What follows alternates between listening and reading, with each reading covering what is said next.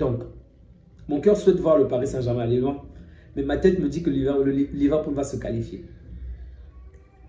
Le scénario positif pour moi, du moins, on ne peut pas dire que ça soit totalement positif, mais je me dis le Paris Saint-Germain pourrait se qualifier si jamais ils arrivaient au tir au but.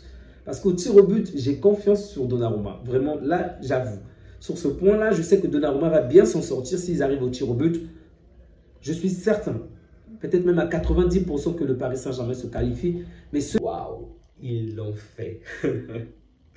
Je suis choqué. Et je l'avais prédit dans ma vidéo passée, mais je suis quand même choqué. Souvenez-vous, j'étais totalement d'accord que Liverpool devait gagner, Liverpool devait tout faire, sauf dans un seul scénario. Un seul scénario, c'est le seul scénario dont j'ai parlé dans toute ma vidéo précédente. Je disais de toutes les manières que c'est Liverpool qui devait passer, sauf si un seul scénario se produisait, c'est que les deux équipes aillent au tir au but et que Donnarumma est très fort dans ce scénario-là, qui devait tout faire pour que le Paris Saint-Germain gagne parce qu'il est très fort. J'étais vraiment sceptique parce que pour moi, Liverpool devait gagner par rapport à tout ce qui s'est passé et je suis quand même déçu de la performance de Liverpool. Vraiment, tout le mérite va au PSG par rapport à tout ce que le PSG a fait pendant les deux confrontations. Mais voir Liverpool être aussi apathique sur l'ensemble des deux rencontres, c'est nul. À peine à la deuxième période où ils ont quand même montré le visage d'un véritable grand. Les 15 premières minutes de la première période et le reste de la deuxième période. Mais sinon, lorsqu'on prend l'ensemble des confrontations, première période, deuxième période, prolongation, c'est tellement en faveur du Paris Saint-Germain. Et cette victoire, cette qualification est méritée. Il y a tant de fois lorsque le Real se qualifie, on dit que le football n'a pas gagné. On souhaite que le football gagne en regardant des belles équipes, de grandes équipes, des équipes qui méritent de se qualifier. Aujourd'hui, c'est le cas. Vraiment, aujourd'hui, c'est le cas. L'équipe qui a fait le beau jeu s'est qualifiée. Et cette équipe, c'est le Paris Saint-Germain. Je dois vous avouer que ce Paris Saint-Germain m'inquiète. Lorsque je vois le style de ce Paris Saint-Germain, waouh, je suis choqué. Vraiment, je suis choqué.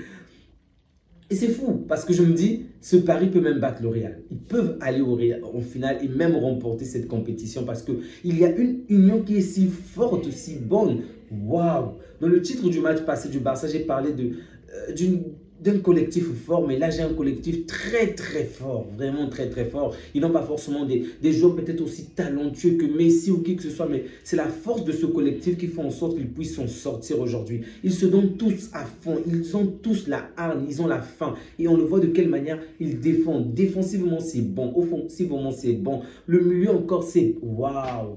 Bravo à Luis Enrique, ok?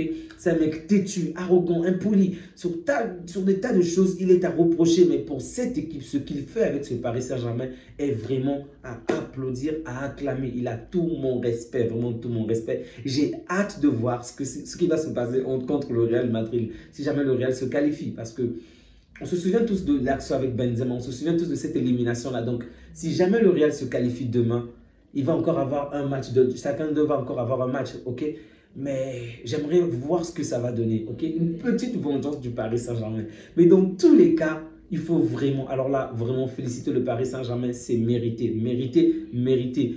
Aujourd'hui, Dembélé, en tout cas en tant que Barcelonais, on a toute la colère du monde de voir Dembélé être sur cette forme-là. Pendant tout ce temps qu'on a investi sur lui, de l'argent, du temps, le mec n'a pas eu le semblant de ce niveau. Et voilà qu'il va au Paris Saint-Germain, il marque maintenant, lors des grandes rencontres en plus.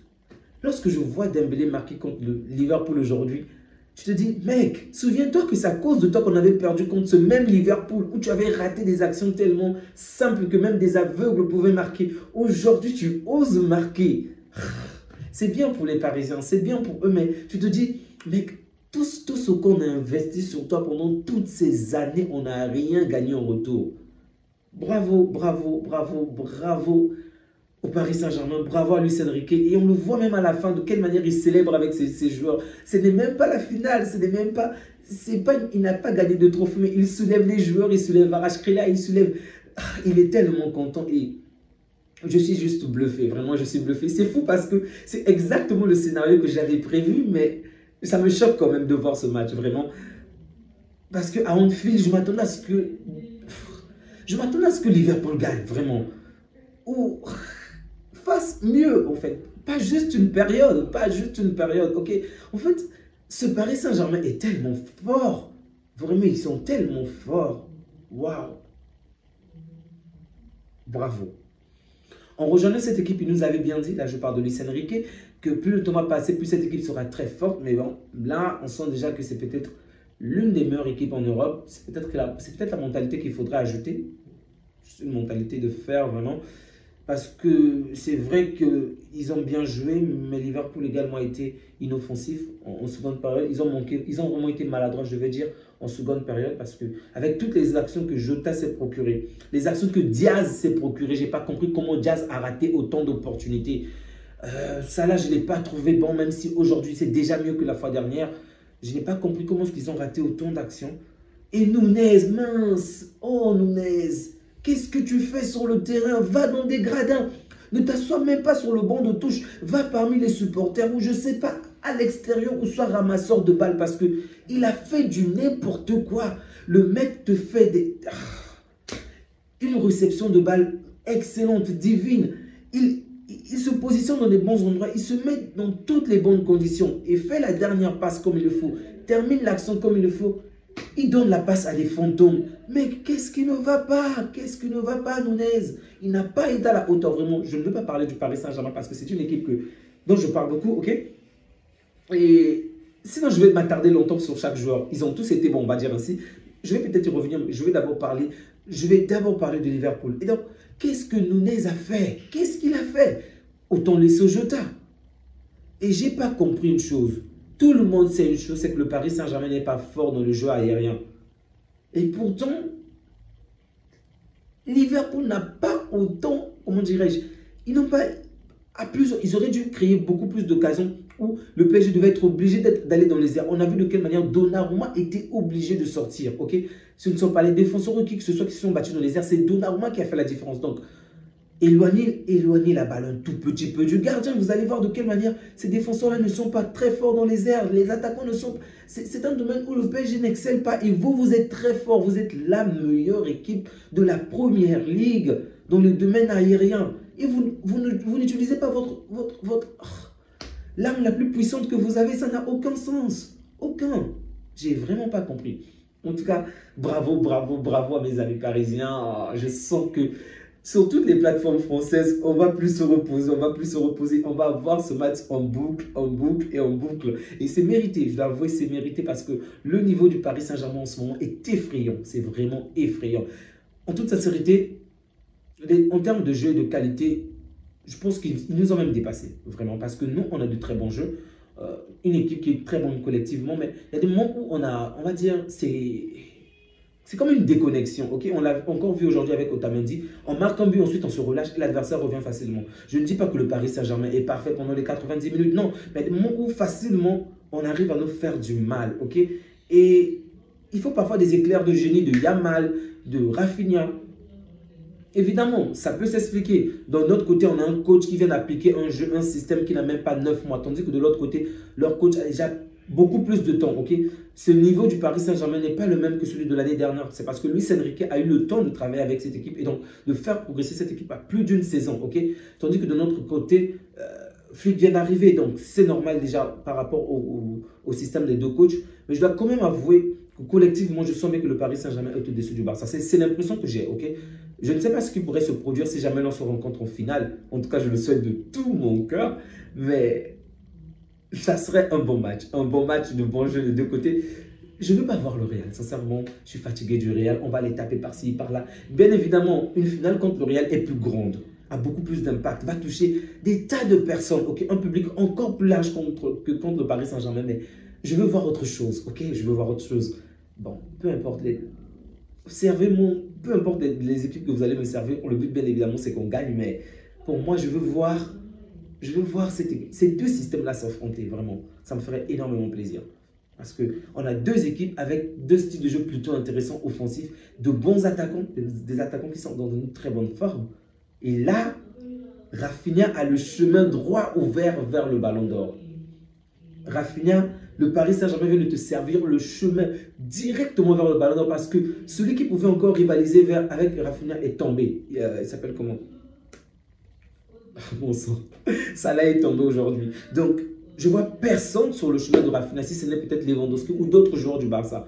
Peut-être que Dembélé va revenir, va venir un peu plus fort, mais je ne pense pas que Dembélé va exceller dans ce domaine-là. Et je pense que l'image que les gens ont de la Ligue 1, c'est vrai qu'avec le Paris Saint-Germain, ça va peut-être encore un peu changer. Et par rapport à tout ce que les autres clubs français ont fait cette saison, va peut-être un peu changer. Mais disons que un champion français ne sera jamais autant valorisé qu'un champion espagnol, qu'un champion anglais, par exemple. Donc, même si le Barça parvient à gagner le championnat de la Liga et que de l'autre côté, le Paris Saint-Germain gagne la Ligue 1, je pense que le Barça sera beaucoup plus favorisé que, du moins, là je parle en termes de trophées personnels, donc les joueurs barcelonais seront beaucoup plus mis en avant que les joueurs de la Ligue 1. Donc, je pense que Rafinha a tout pour aller plus loin. Il a tout pour remporter ce trophée-là. Ça serait tellement fou. Un joueur qu'on a traité de nul, de sac, je ne sais pas, de faux brésilien aujourd'hui, remporter ce trophée, ça serait vraiment bluffant. Mais bon, n'allons pas vite en besogne parce qu'il y a encore pas mal de choses à faire. Il y a l'Inter qui s'est qualifié, il y a le Bayern qui est là. Il y a pas mal d'équipes. C'est vrai que de notre côté également, ce n'est pas du tout facile. Lorsque je revois, je me dis, oui, c'est vrai que ça sera quand même compliqué. La bonne chose, déjà, c'est que le Bayern et l'Inter vont devoir se neutraliser. Une des deux équipes, on va affronter qu'une des deux équipes si jamais l'on parvient à se qualifier en demi-finale. Ça, c'est déjà une très bonne chose. J'espère juste qu'on sera à la hauteur, qu'on ira plus loin et qu'on pourra remporter ce trophée-là. Vraiment, c'est la saison qu'il faut, c'est notre saison à nous. Et donc, on doit vraiment se donner à fond pour tout réussir, en fait. De l'autre côté de l'arbre, le Paris Saint-Germain, le Real, Arsenal, il y a de très bonnes choses, mais c'est aussi incertain. Donc, demain, on va voir si c'est Arsenal est déjà qualifié par rapport au score du match aller. Mais on va voir ce que ça va donner du côté du Real et l'Atlético. Et j'ai hâte, vraiment j'ai hâte. Bon, du côté du Paris Saint-Germain, sincèrement, je n'ai pas envie de parler. Vraiment, je n'ai pas envie parce qu'ils ont tous été bons. Vara était bon. Peut-être oui. Barcola, je l'ai peut-être trouvé moins intéressant que les autres. Je n'ai pas dit qu'il est mauvais, qu'il a été mauvais, non. Il a peut-être été moins bon que les autres. C'est ce que je veux dire.